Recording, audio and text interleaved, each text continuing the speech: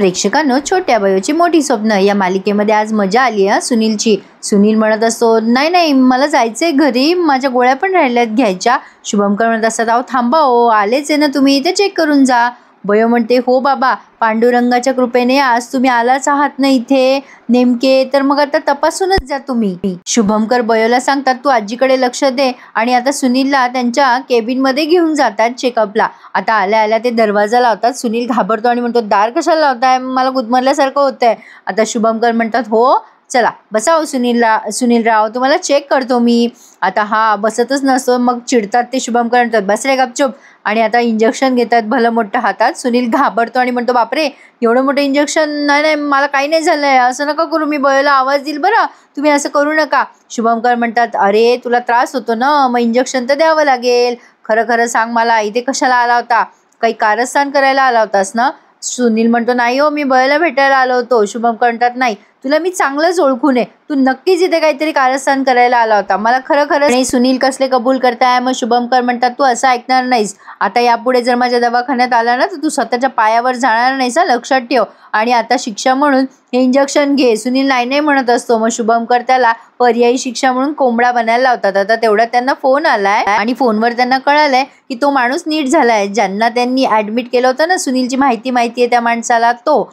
तर आता शुभमकर सुनीलला म्हणतात, सुनील आता तुझे जास्ती दिवस नाही राहिले बरं का या घरामध्ये, लवकरच तू या घराच्या बाहेर जाणार आहे, तुझा पापाचा घडा भरलाय, असं म्हणून आता ते सुनीलला तिथून काढून देत. आजचा भाग त्यांनी खूप छान दाखवलाय प्रेक्षकांनो. सॉरी मला जरा टाकायला खूपच उशीर झाला.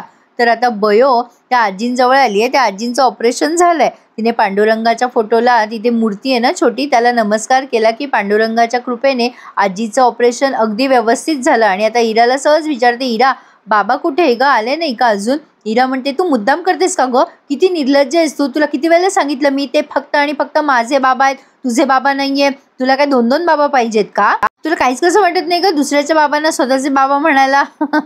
ही आता उगाच आपलं ती एक शब्द बोलली की ही 100 शब्द बोलून मोकळी होते. वयो म्हणते, अगं तुझेच बाबा, डॉक्टर कुठे गेलेत असं विचारते मी. इरा म्हणते, मला नाही माहिती, मला कशाला विचारतेस. वयो म्हणते, अगं आजींची पुढची काय ट्रीटमेंट करायची आहे ते बघायचं होतं, मला ती फाईल दाखव ना तुझ्या हातातली. इरा म्हणते, नाही अजिबात नाही दाखवणार तुला फाईल मी, ही केस माझी आहे, माझ्यामुळे या आजी बऱ्या झालेल्यात, या सगळ्याचं क्रेडिट तू घ्यायला जाऊ नकोस, त्यांच्या मेडिटेशनमुळे त्या बऱ्या झाल्यात, तुझ्या मनात काही भ्रम ठेवू नकोस की तुझ्यामुळे वगैरे बऱ्या झाल्यात, त्या तुझ्या एफर्टमुळे बऱ्या झालेल्याच नाहीये त्या, मी तुला हे दाखवणार नाहीये, ही केस माझ्या अंडरच आहे. आता ही बयो म्हणत असते, अगं इरा पण, इरा म्हणते, सांगितलं ना तुला, हे तुला बघायला मिळणार नाही म्हणून, या आजी माझ्यामुळे बऱ्याच झाल्यात. आता इराला सगळं क्रेडिट स्वतःवर घ्यायचंय. असो, तर आता बयो विचार करते, बाबाला विचारावं लागेल आजींसाठी पुढची ट्रीटमेंट काय करायची आहे, इराशी वाद घालण्यात काहीच अर्थ नाहीये. तर आता प्रेक्षकांनो, हे शुभमकर पोहोचले त्या माणसाकडे, या डॉक्टरांनी त्यांना बरं केलंय. ते म्हणतात, तुमच्यामुळे तो माणूस वाचला, थँक्यू. आणि आता असं म्हणून ते निघून गेले. तर शुभमकर त्या माणसाशी बोलतात. तो माणूसही शुभमकरांना धन्यवाद देतो की त्यांच्यामुळेच त्याचा जीव वाचला. शुभमकर म्हणतात, अरे तू जी महत्त्वाची माहिती मला सांगणार होतास ना, त्या दिवशी आपलं बोलणं अर्धवट राहिलं, सुनीलचं कसलं सिक्रेट माहिती आहे का तुला त्या बवलेबद्दल, सांग बरं मला. आता तो माणूस म्हणतो, हो तो सुनील भोवले ना, मी त्याला चांगलंच ओळखतो आणि त्याच्याबद्दल मला अशी एक गोष्ट माहिती आहे जी कोणालाच माहिती नाहीये. शुभमकर म्हणतात, कुठली गोष्ट सांग मला. मग आता तो माणूस सांगतो की त्याने ना पुण्याच्या एका पतपेढीमध्ये दरोडा घातला आणि तिथे सोन्याचे दागिने आणि पैसे त्याने चोरलेत आणि ही गोष्ट फक्त मला माहिती आहे, तो माझा फार चांगला मित्र आहे, आम्ही दोघं सोबतच काम करत होतो, पोलिसांना अजून त्या दरोड्याबद्दल काहीच कळलं नाहीये की कोणी चोरी केली काय. शुभमकरांच्या हाती खूप मोठा पुरावा लागलाय. आता ही बयो नेमकी त्यांना मध्ये मध्ये फोन करत असते. मग शुभमकर म्हणतात, तो कुठल्या गँगचा माणूस आहे सांग तरी मला. शुभमकर ॲक्च्युली तिचा फोन कट करत असतात, पण ती सारखी कॉल करते, मग ते तिचा फोन उचलतातच. तो माणूस माहितीच देणार असतो, पण तेवढ्यात आता ते बयोशी बोलायला लागतात. बयो म्हणते, बाबा तुम्ही कुठे आहात, मला जरा आजींच्या पुढच्या ट्रीटमेंटची माहिती विचारायची होती. शुभमकर म्हणतात, अगं मी दवाखान्यातच आहे. बयो म्हणते, मग मी येऊ का तिथे. ते म्हणतात, अगं नको, तू आता घरीच पोहोच, मी पोहोचेलच घरी, असं म्हणून त्यांनी फोन ठेवून दिलाय. बयो विचार करते, असे काय बाबा, का बरं मला म्हटले असे. आणि आता तिला पुन्हा आठवायला लागतं की खरंच बाबा काही विचार तर करत नसतील ना, कसल्या शोधात तर नसतील ना. तर पुढे आपण पाहतोय शुभमकरांनी सांगितले विशालला की त्याने पुण्याला दरोडा घातलाय वगैरे. आता विशाल म्हणतो बाप रे, पुण्याला चोरी केली त्याने एवढी मोठी. शुभमकर म्हणतात हो ना रे, बघ मी त्याला साधा सुद्धा चोर समजत होतो पण चांगला सराईत चोर निघाला तो. विशाल म्हणतो मग आपण पोलिसांकडे जाऊया. शुभमकर म्हणतात नको नको विशाल, आपल्याकडे काही प्रूफ नाही आहे त्यांच्याकडे द्यायला, कशावरून हे सगळं त्याने केलंय आणि तो अजून पकडला पण गेला नाही ना. आणि तसंही आपल्याला बयोच्या अपरोक्ष हे सगळं करायचंय, तिला कळता कामा नये. भारतीने तिच्या मनामध्ये जी इमेज ठेवली आहे ना तिच्या वडिलांसाठी, तिच्या मनात ती कायम राहिली पाहिजे, असं काहीतरी आपण करू. पण विशालचं म्हणणं असतं की पोलिसांकडे जाणं जास्ती बेटर आहे. असो, पण आता गौतमीला सांगितलंय सुनीलने शुभमकर कसे वागले त्याच्याशी. गौतमी म्हणते काय शुभू तुझ्याशी असं वागला, पण का? सुनील म्हणतो तेच तर कळत नाहीये ना, कोणाचा तरी फोन आला होता त्यांना. गौतमी म्हणते कोणाचा फोन आला होता? सुनील म्हणतो नाही कळत आहे मला, पण ते काहीतरी शोधताय माझ्याबद्दल, ते मी. आता बोलता बोलता तो चुप्प बसतोय. आता हा रमाकांत म्हणतो दादा त्याच्या विरुद्ध स्वभावाला जाऊन काहीतरी वेगळंच वागतोय. सुनील मनात विचार करतो ह्यांना मी माझ्याबद्दल खरं सांगायला नको, नाहीतर हे कधी स्वतःला वाचवण्यासाठी मला पुढे करतील ते सांगता येत नाही. स्वार्थी आहेत ही लोक एक नंबरची. गौतमी म्हणते काय रे सुनील, बोलता बोलता का थांबलास? ते मी काय?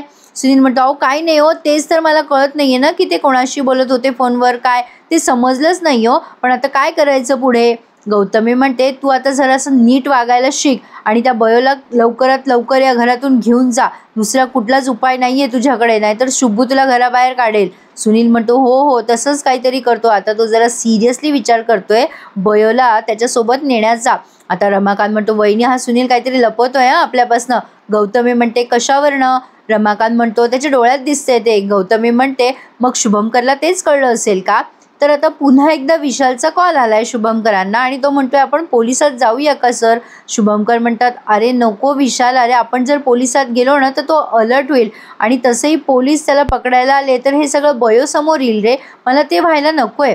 मग विशालचं असं म्हणणं असतं की आपण कुठल्या तरी म्हणजे तिसऱ्या मार्गाने जाऊया, दुसऱ्या कोणाच्या थ्रू आपण त्यांना कळवूया का आणि हे सगळं म्हणजे मॅनेज केलं तर आता शुभमकर म्हणतात नाही अरे विशाल असं नाही करता येणार आपल्याला, तू नको टेन्शन घेऊ, आपण उद्या बोलूयात, पण काहीही झालं तरी त्याच्या चोरीची शिक्षा त्याला मिळायलाच पाहिजे, त्याने फार मोठा गुन्हा केलाय.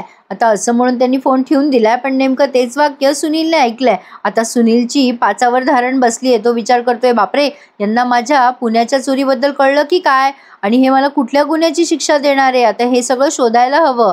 आता इथून पुढे आपण बघताय बयोने गुरुपौर्णिमा आहे म्हणून देवाजवळ प्रार्थना केली आहे आणि तिची पहिली गुरु आई आणि दुसरा गुरु म्हणजे तिचा बाबा म्हणजे शुभमकर यांच्याबद्दल कृतज्ञता व्यक्त केली आहे देवाजवळ आणि प्रसाद घेऊन ती इराजवळ येते. गुरुपौर्णिमेचा प्रसाद घे ग इरा. इरा म्हणते तू बावळतेस का ग, तुला दिसत नाही आहे का मी कॉफी पितीये का, मुद्दाम पुढे पुढे करतेस तू? बयो म्हणते अगं प्रसाद आहे हा, काय होतं जर मध्ये खाल्ला तर? आता ही लगेच इरा म्हणते तू मुद्दाम करतेसस बयो, मला सगळं कळतंय, तुझी ही नाटकं बंद कर, एक दिवस मी तुझी सगळी नाटकं बाहेर काढणार आहे. सुमन येते तिथे आणि इराला ओरडते. तेवढ्यात तिथे शुभमकर पण येतात आणि म्हणतात अरे वा इरा बयो काय चाललंय सकाळी सकाळी गप्पा? आता इरा म्हणते काही नाही बाबा, सॉरी बयो म्हणते काही नाही बाबा, हे घ्या प्रसाद. आता शुभमकरांना तिने प्रसाद दिलाय, ते विचारतात कसला प्रसाद आहे? आता ही बयो सांगते बाबा गुरुपौर्णिमेचा. आता शुभमकर तिला म्हणतात सुमनला अगं सुमन चहा टाक आणि सुनीलराव पण आले तर त्यांचाही चहा टाक. आता इरा पण तिथेच आहे. शुभमकर इराला पण म्हणतात काय मग इरा बेटा काय चाललंय? इरा नुसती स्माईल करते. सुनील तिथे बसलाय खरा शुभमकरांच्या समोर, पण त्याच्या मनामध्ये भीती आहे, ती म्हणजे त्याची चोरी उघडी होऊ नये म्हणून. शुभमकरांना त्याचं सिक्रेट कळलंय ना. आता तिथे बयो चालली जाते अचानक. सुमन म्हणते कुठे गेली ही पोरगी? मग शुभमकर त्या सुनीलला म्हणतात घ्या घ्या सुनीलराव चहा घ्या. बयो एक गुलाबाचं छान फूल घेऊन येते. सुमन म्हणते कुठे गेली होतीस तू? बयो म्हणते अगं ते इथेच होते, आपल्या गुलाबाचं फूल घेऊन आले बाबांसाठी, आज गुरुपौर्णिमा आहे ना. आता ती ते गोड आणि सुंदर असं गुलाबाचं फूल शुभमकरांना देते आणि गुरुपौर्णिमेच्या शुभेच्छा तुम्हाला बाबा असं म्हणते. आता हे बघून इराला त्रास झालाय ना. पण आता शुभमकरांना नमस्कार वगैरे करते ती. शुभमकर बाजूला सरकतात म्हणजे खुर्चीवर बसलेले असतात ना. आता तिच्या समोर येतात आणि तिला आशीर्वाद देतात, बेटा खूप मोठी हो, तुझ्या यशाच्या आड मी कोणालाच येऊ देणार नाही. आणि आता ते म्हणतात की आणि मी तुझा गुरु कसा ग? गुरु हा आपला मार्ग दाखवणारा असतो, गुरु हाच एक मार्ग असतो. बयो म्हणते बाबा तुम्हीच माझे गुरु आहात. त्यांनी गुरुबद्दल खूप छान वाक्य बोलली आहेत प्रेक्षकांनो.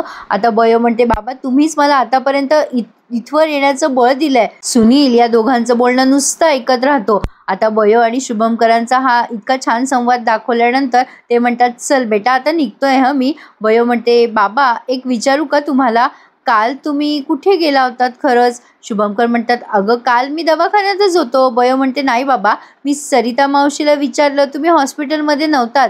राग नका मानून घेऊ, पण पुन्हा तेच विचारते मी तुम्हाला, तुम्ही माझ्यापासून काही लपवताय का? तर आता शुभमकरांना आलंय टेन्शन, कारण बयोशी त्यांना खोटं बोलावं लागतंय ना आणि त्याचं गिल्ट त्यांना फार येतंय. तर प्रेक्षकांनो, इथेच त्यांनी हा भाग पूर्ण केलाय. सुनीलला पण शुभमकरांवर डाऊट आलाय. आता पुढच्या भागात तुम्ही बघणार आहात, सुनील विचार करत असतो, हा शुभमकर नक्की काहीतरी शोधतोय.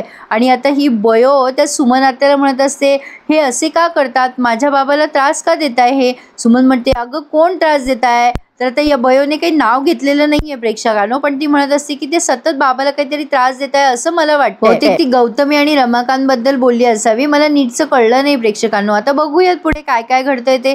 छान होता आजचा भाग आणि आय एम सो सॉरी, जरा लेट झालं मला, माझी दाढ दुखतीये प्रेक्षकांनो, त्यामुळे. असो, तर आजचा भाग कसा वाटला आम्हाला कळवा आणि प्लीज आपल्या चॅनलला सबस्क्राईब करायला आणि नवीन मालिकेचा रिव्ह्यू ऐकायला अजिबातच विसरू नका. धन्यवाद.